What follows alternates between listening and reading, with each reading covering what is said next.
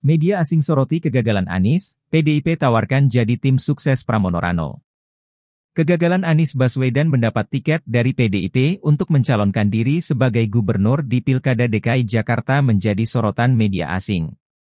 Adalah media Singapura, The Straits Times menyoroti kegagalan Anies, yang merupakan salah satu calon kuat di Pilkada DKI Jakarta.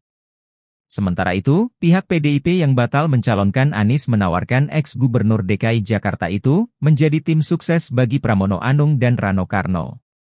Diketahui, The Straits Times menulis, partai politik terbesar Indonesia itu akhirnya menominasikan Menteri Kabinet Prabowo Anung sebagai gubernur Jakarta pada Rabu. Menurut media tersebut, keputusan PDIP itu menyusul pekan politik penuh drama terkait upaya DPR merevisi putusan Mahkamah Konstitusi, MK, yang disebut menguntungkan putra bungsu Jokowi Kaesang Pangarep. Revisi itu dibatalkan, dan membuka jalan bagi Anies untuk dinominasikan PDIP. Namun, akhirnya partai berlambang banteng moncong putih itu tidak mengusung Anies.